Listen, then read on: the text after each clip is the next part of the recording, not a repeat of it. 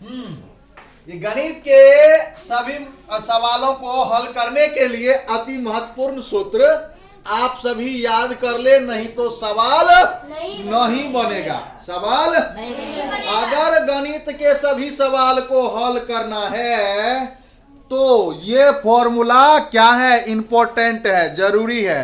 अगर आप है ना ये फॉर्मूला को याद नहीं करते हैं तो गणित का एक भी सवाल, मैथमेटिक्स का एक भी सवाल नहीं बना पाएंगे। यानी आप लोग सिर्फ जोड़ घटा गुना भाग और फॉर्मूला पर जाएंगे तो सिर्फ इसी का काम होगा, और ये सभी फॉर्मूला आप लोगों के लिए क्या दिया गया है।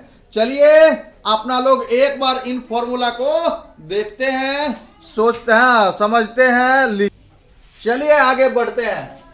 बोले घनाभ का पृष्ठीय क्षेत्रफल 2 into L B plus B H plus L H. घन का पृष्ठीय क्षेत्रफल 6a स्क्वायर। बेलन का वक्र पृष्ठीय क्षेत्रफल 2 पाई आर एच। शंकु का वक्र पृष्ठीय क्षेत्रफल, शंकु का वक्र पृष्ठीय क्षेत्रफल। अब बेलन का कुल पृष्ठीय क्षेत्रफल 2 pi r into r plus h. शंकु का कुल पृष्ठीय क्षेत्रफल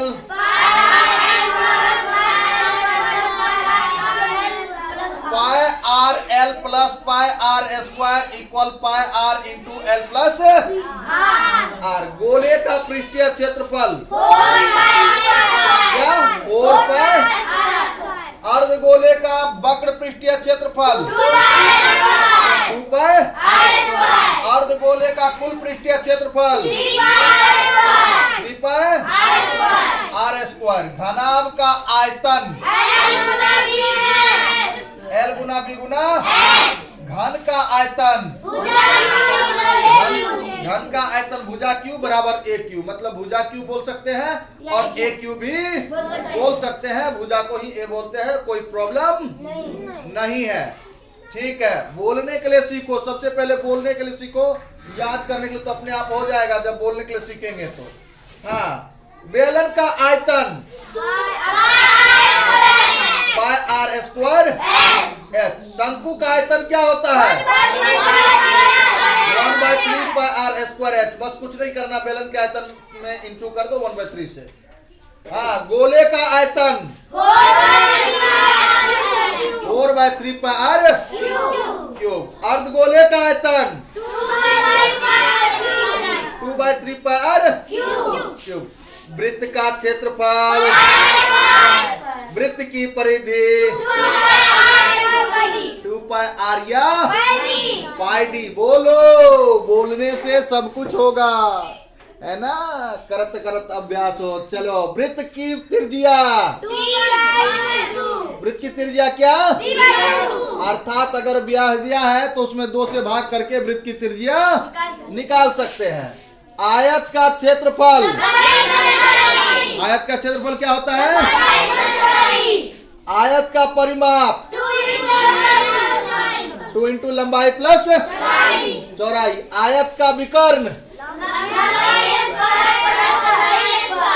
आयत का विकर्ण जो होता है ना, आयत का सभी कोण लगभग है ना, चारों कोण जो होता है 90-90 डिग्री का होता है। इसलिए लंब का स्क्वायर प्लस लंबाई स्क्वायर प्लस चौड़ाई का स्क्वायर, ये हो जाएगा।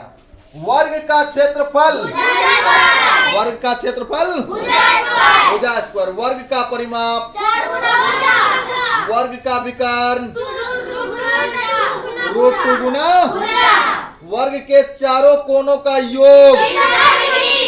वर्ग के चारों कोनों का योग कितना, 360 डिग्री। आयत के चारों कोनों का योग, आयत के चारों कोनों का योगफल, किसी भी चतुर्भुज के चारों कोनों का योगफल।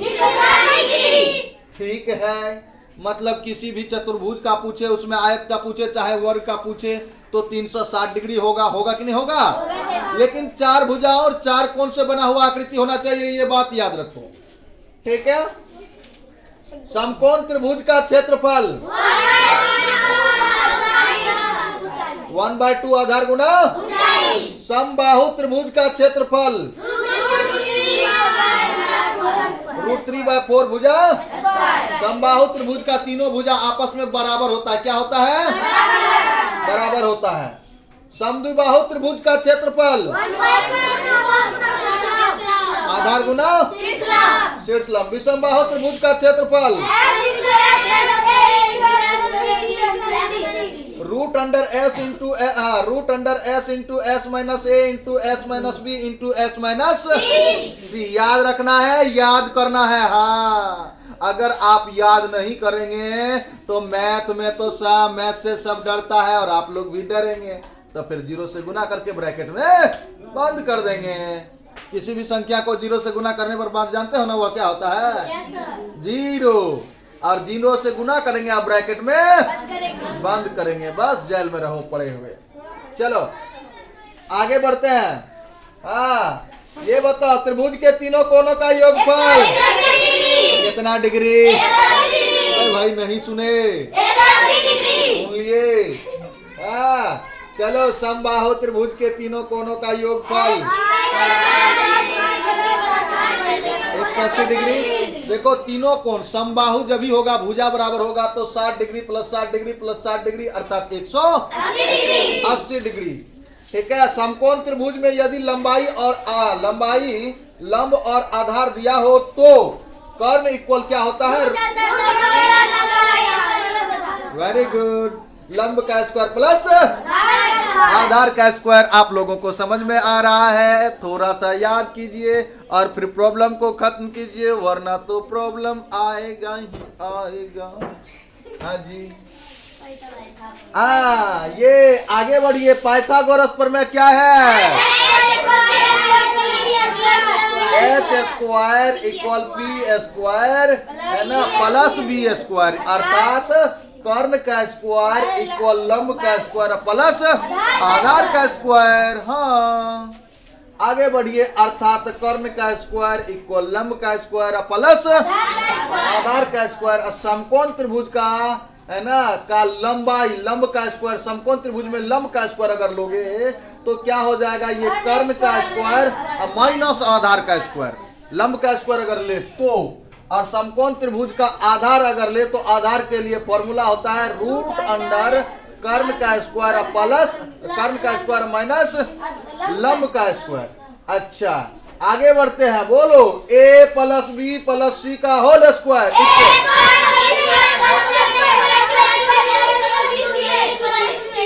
वेरी गुड, है ना। A minus B minus C का होल स्क्वायर इक्वल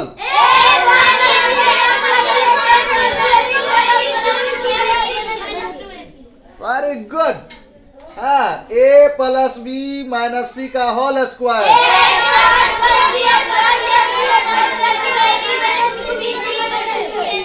क्या बात है। A प्लस B का होल क्यूब।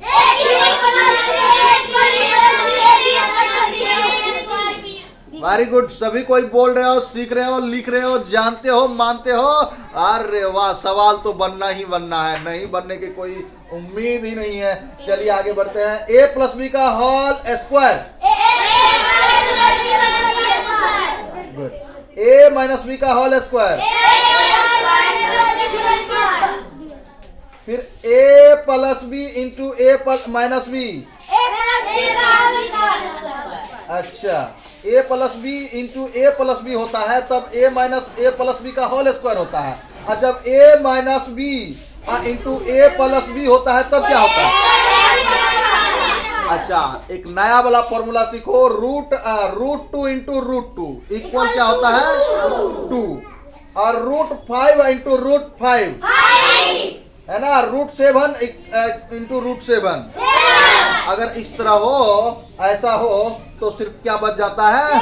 7 बच जाता है।